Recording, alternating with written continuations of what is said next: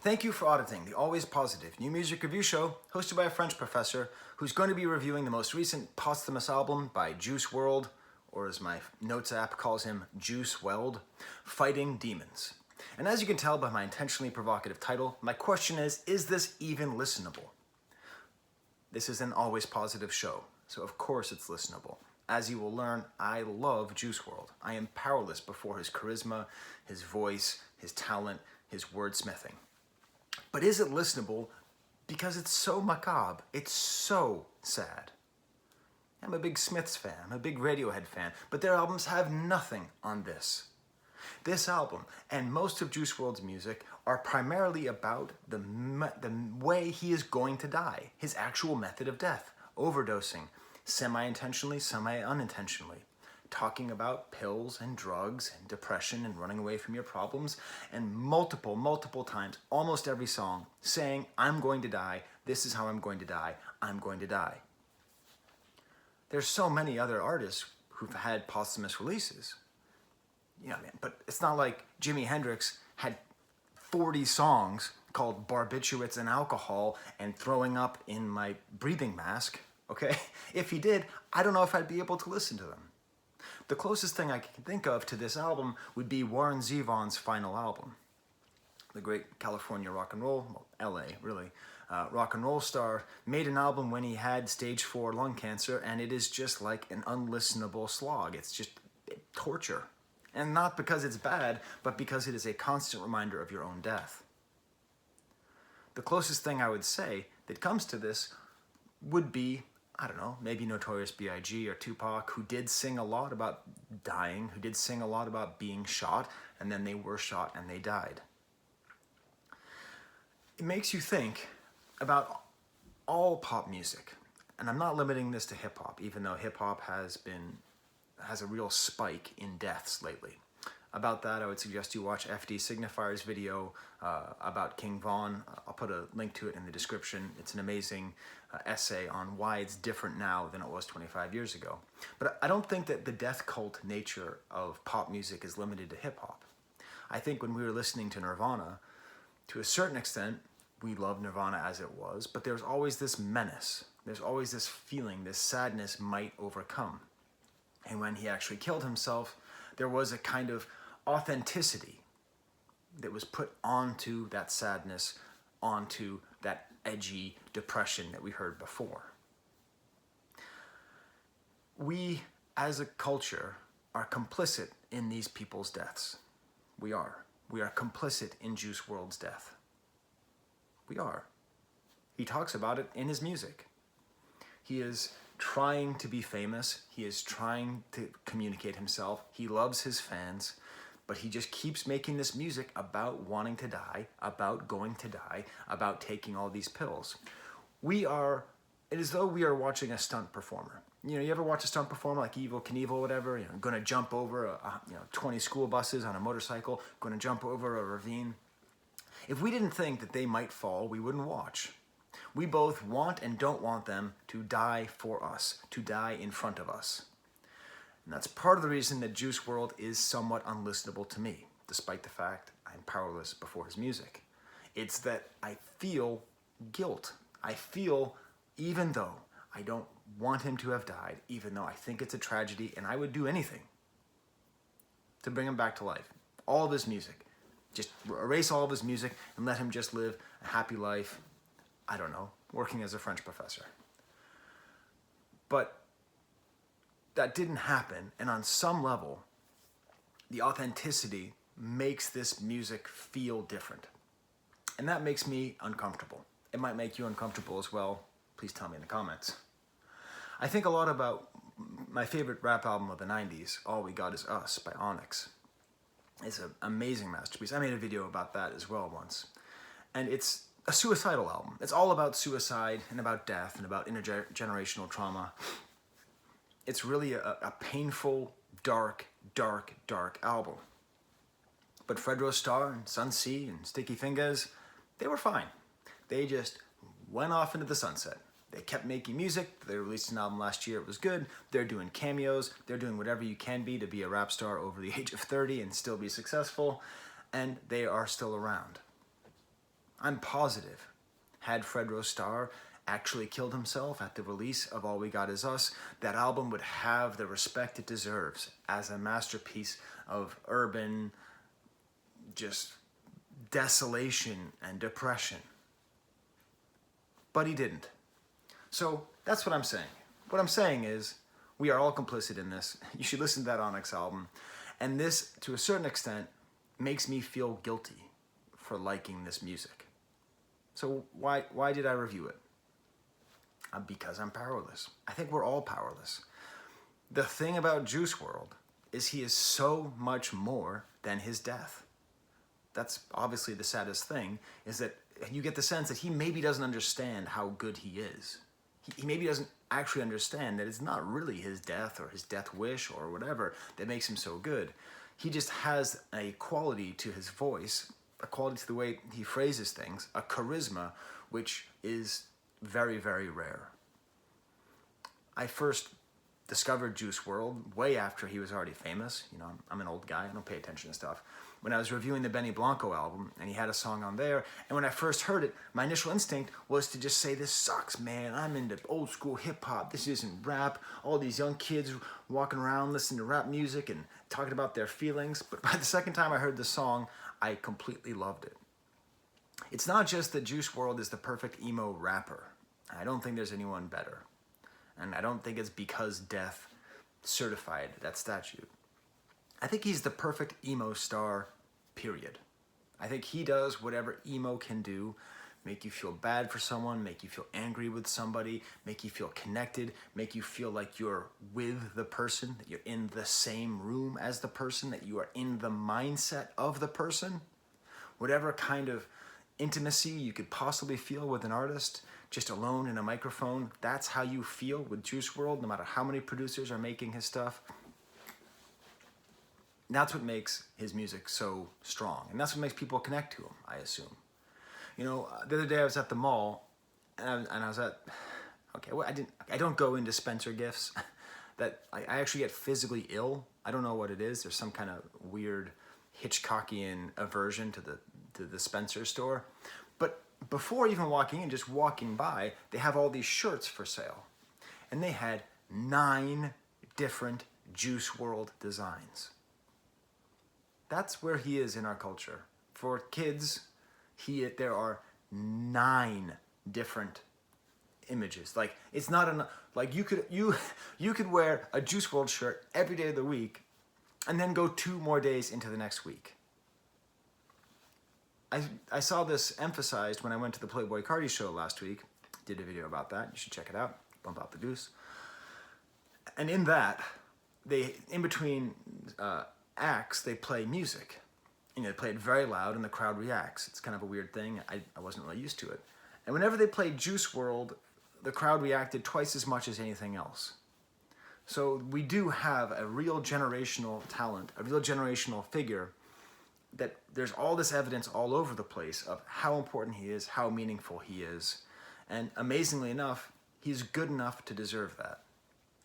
I particularly like Fighting Demons because the producers really know what to do with him.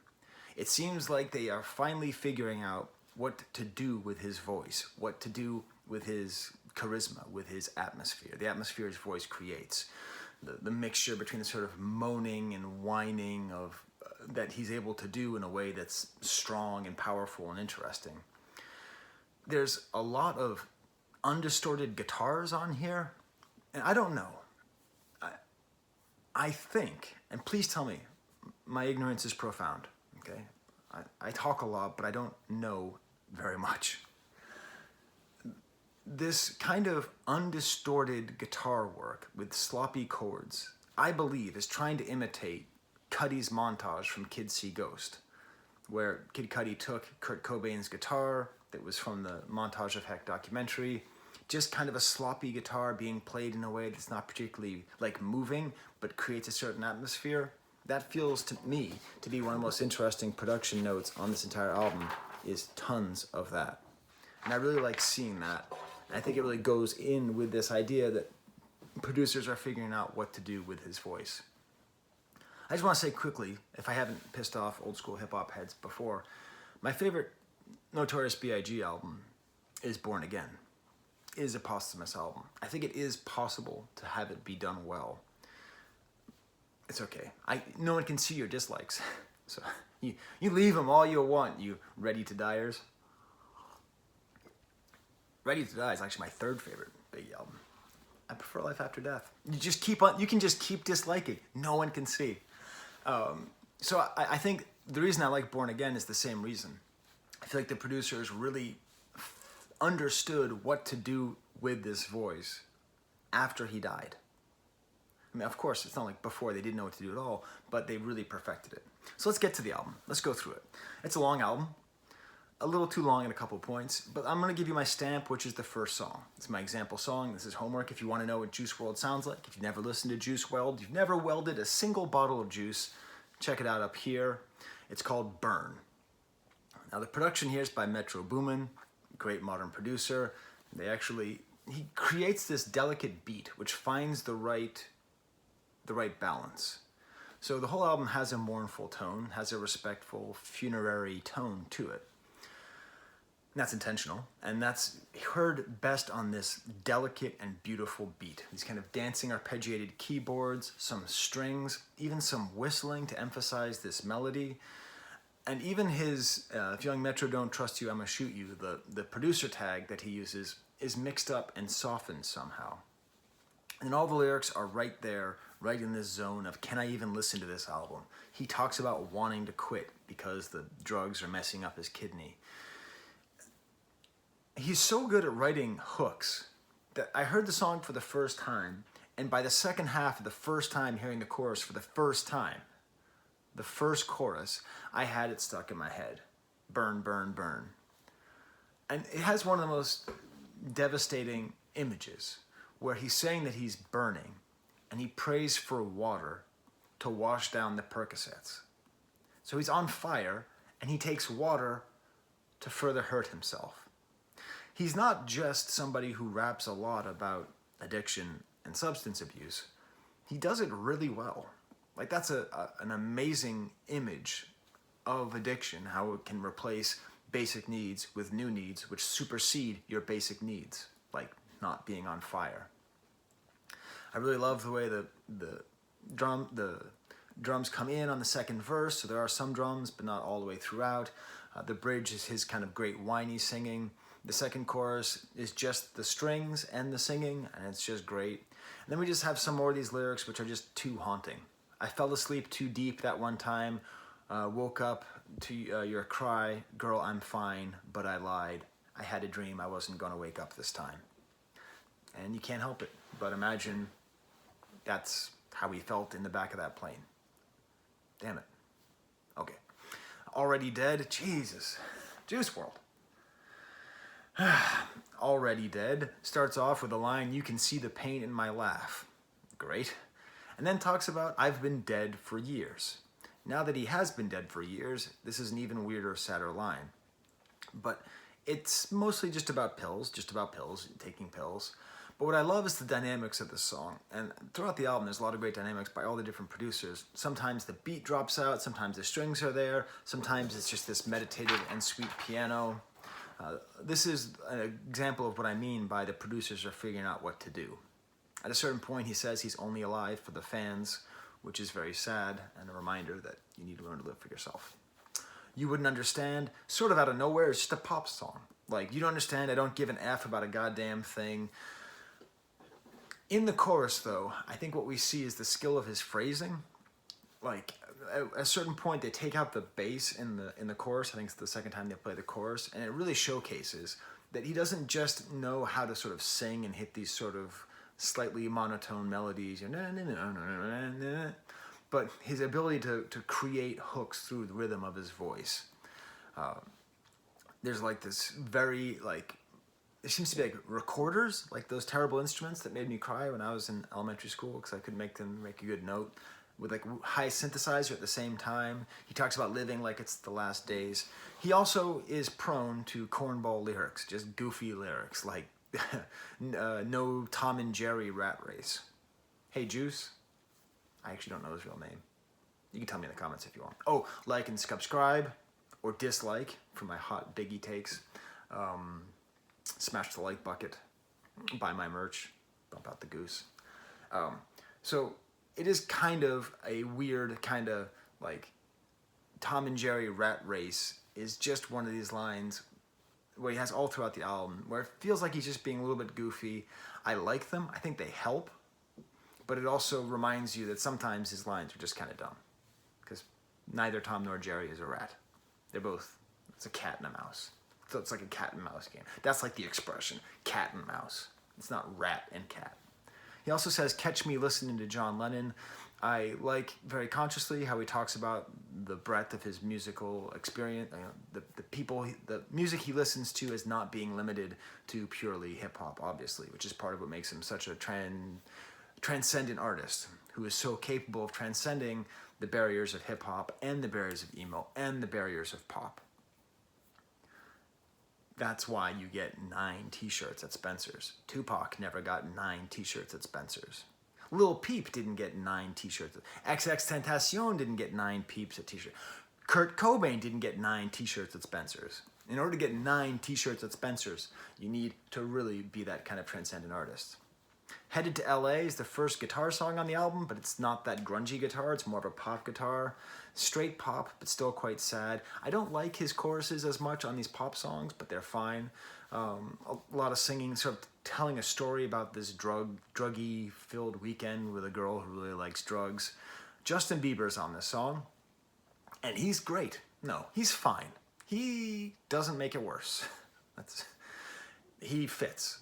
Like, he's doing sort of an imitation of Juice WRLD. There's a cool drum switch in his verse.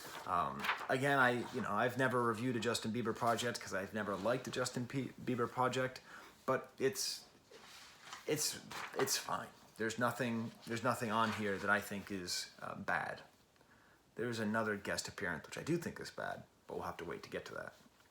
Go Hard is a filler song about drugs. I do like how he says gra gra a couple times, but this is one of those songs where I think they could have left it out and made a stronger album. Wait a minute, that's not the next song. Is it? I think I missed a page. You see, I don't have, yeah, you see, I don't have notes. I don't have scripts, I have notes, and I don't edit. So, we're gonna go back, just pretend that didn't happen. Leave in the comments, I saw nothing, so that I know that you didn't see me make that mistake. The last words of the previous song, Headed to LA, which is this pop song, super goofy, super fun, ends with, my nightmares starts to come true. And always, you're never safe. There's always at the edges, even in the happiest moments of Juice WRLD, this macabre, this morbid fascination. Comes up next is Eminem with his song Eminem Speaks, and this is a very needed and very moving story of Eminem talking about his addiction to Vicodin, his addiction to pills. He goes into detail about what it's like, why you get started, how you try to stop, how hard it is to stop, what happens when you do stop. It's kind of a hey kids don't do drugs, but I think of all the hey kids don't do drugs thing, and I grew up in the 90s, in the 80s, so I was a dare kid.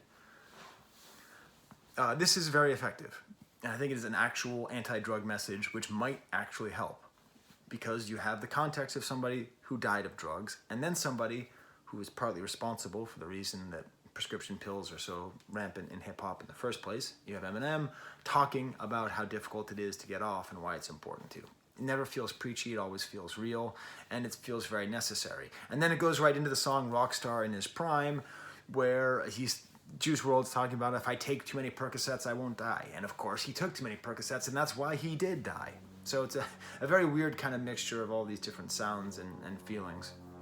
There's an airplane apparently flying right over. This has been a rough minute and a half of my channel. I'm gonna take a sip of my hot honey water and relax. The rock star thing bugs me because it always bugs me when rap stars call themselves rock stars, because rock stars are boring. Like, doing a lot of drugs and having a lot of sex is actually kind of boring. That's the least interesting part about rock stars. I just wish rap stars would be rap stars, as opposed to trying to like fit some kind of paradigm that they don't understand. But whatever. Kind of a boring beat, not as engaging as the first couple songs, still very listenable. He personifies anxiety. and then he gets anxiety high and F's her. Funny idea. Next song is called Doom. This is that Cuddy Nirvana style guitar I'm talking about. Mixing up drugs, trying to find my doom. This is maybe my favorite song on the album, just like purely to listen to. I really enjoy it. I'm known to lose my cool, but that's cool because I'm known to be too cool. He's kind of like Yogi Berra in that line. You know Yogi Berra, the catcher for the Yankees, who had all those famous sayings, it's not over till it's over, it gets late early out there, all those kind of funny malapropisms and sayings.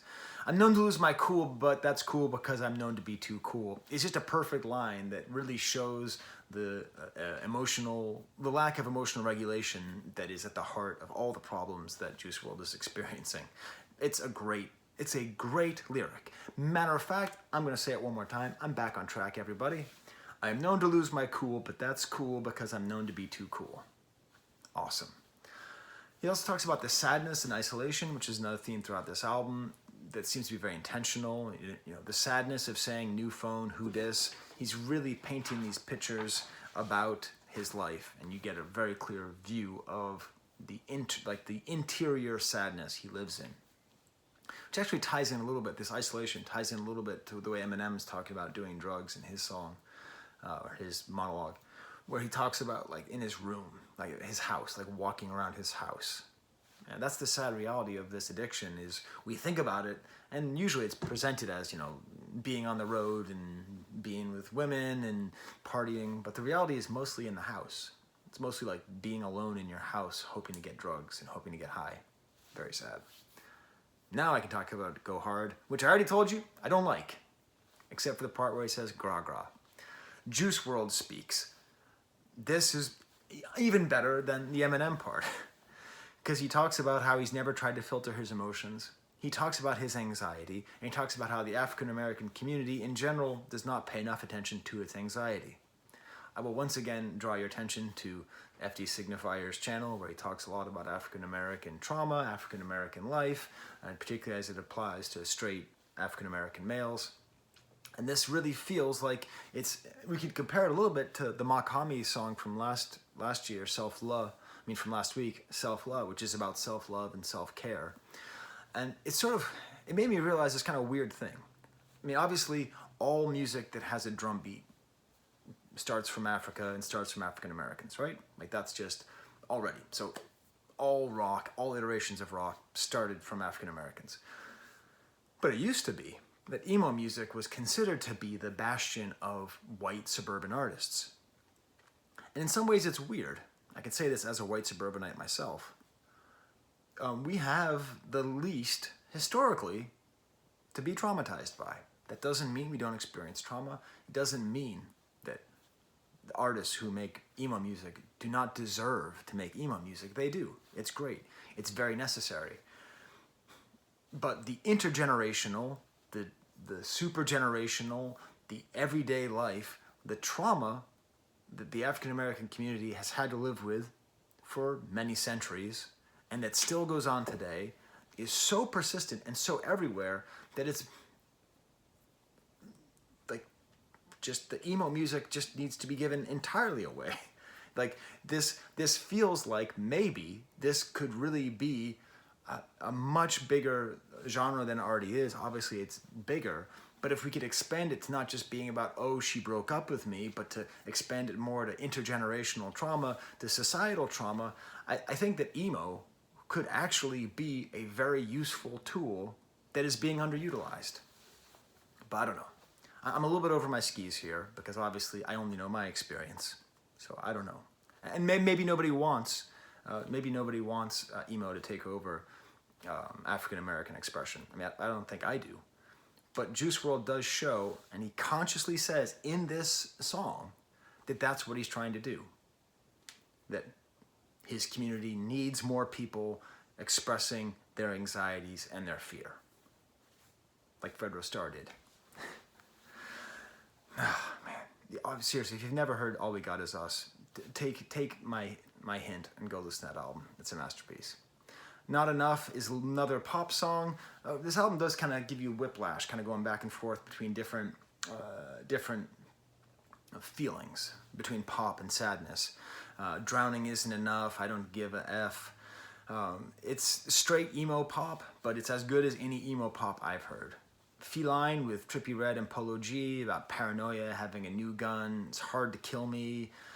I don't know.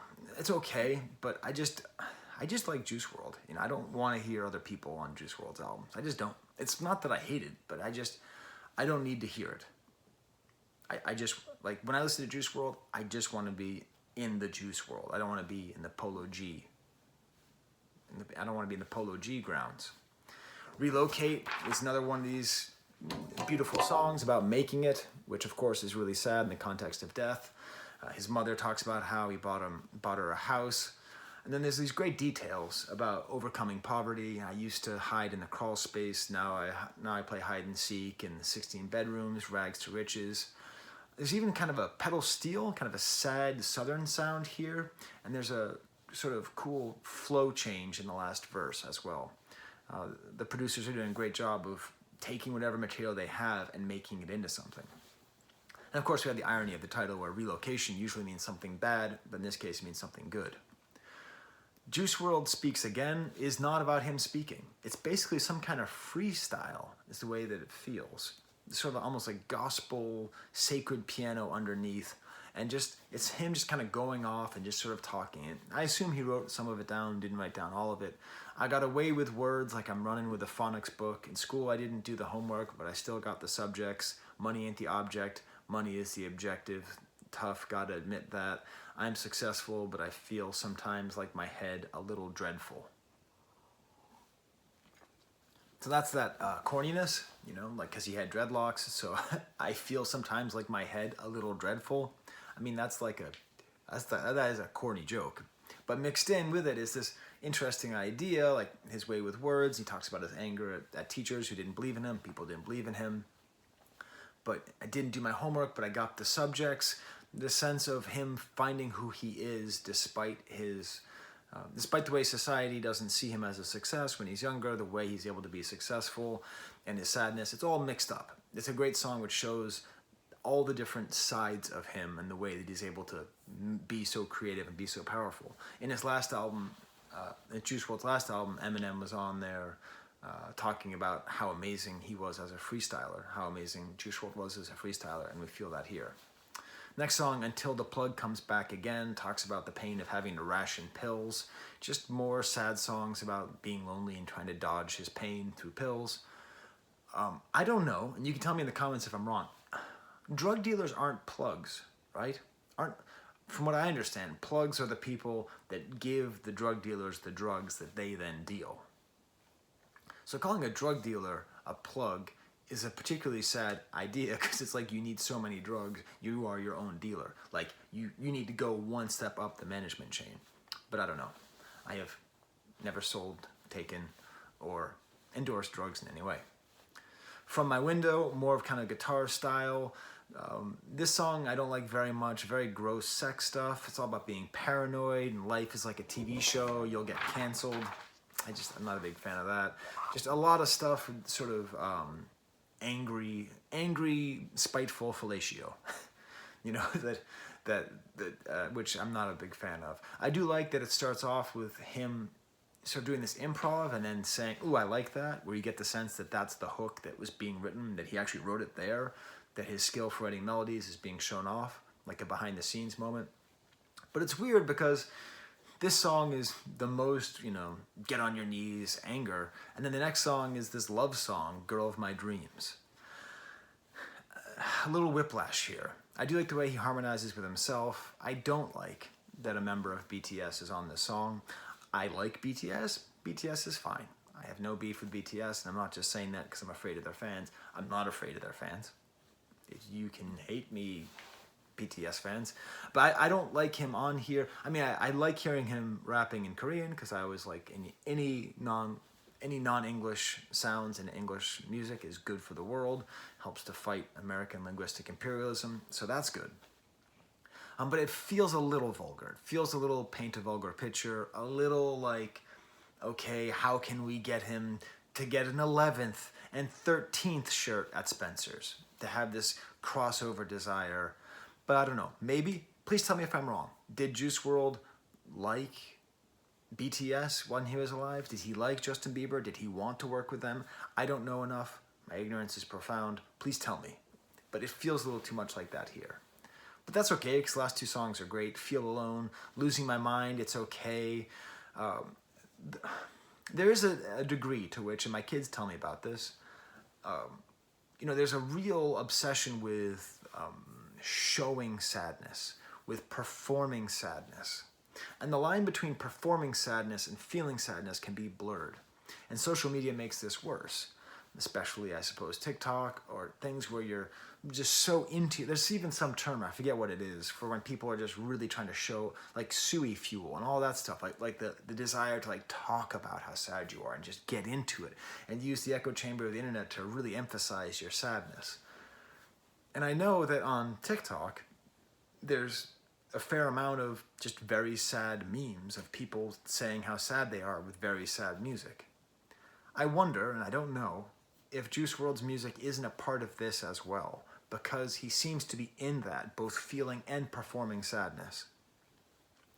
For older people like myself, it's hard to accept that an emotion that is performed is also an emotion that is felt. Do you get me? If you're performing sadness, that means you're not really sad. I think that's small-minded, and I don't think that's true.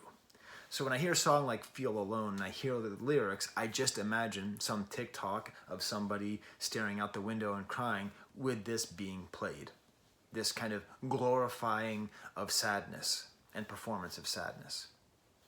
The album ends with My Life in a Nutshell, which could be my favorite song as well. I would say Burn, Doom, and My Life in a Nutshell are the real highlights of this. That clean, grungy guitar that I've been talking about before a trap drum beat comes in, kind of a drum explosion. I just love the atmosphere here because he has his voice like doubled and even tripled, and this shows a premeditation in the part of the producer and the part of the songwriters, where this wasn't just like some track that he recorded and then they put it to music.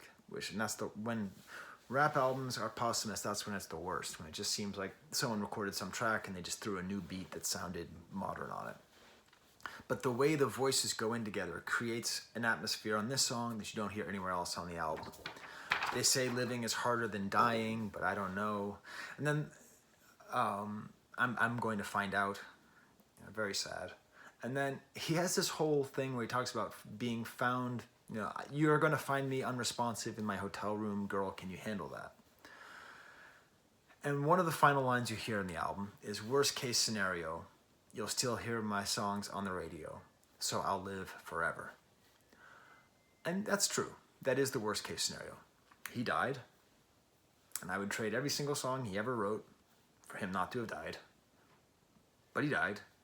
So the worst case scenario is him dying and us still having his music. So there we go. There's my review of Juice WRLD. I promised my family I wouldn't make any more merch, but I do want to make a Juice WRLD shirt. Tell me if there's any demand for that in the comments, and then I'll have to listen to you. These are my Patreons. I think I need to make a new Patreon sheet because this is getting unwieldy. So, people jump on and people jump off, and then I don't always know how to I don't like taking people's names off. And then I just ran out of space. But anyways, what I do is I take these people's money and then I buy music with it so that I can listen to music and so I can support artists. That's why this channel is always positive, because I believe in supporting artists. It's really boring to jump up and say something is not good. But what makes something great? What makes Juice WRLD great? So thank you to these people. Have some new people over here. My first ever deluxe supporter. So thank you very much, Justin. And we'll see what I do. It's December, so the releases are slowing down. So I may be doing some fun stuff. Okay, until next time, there's the camera.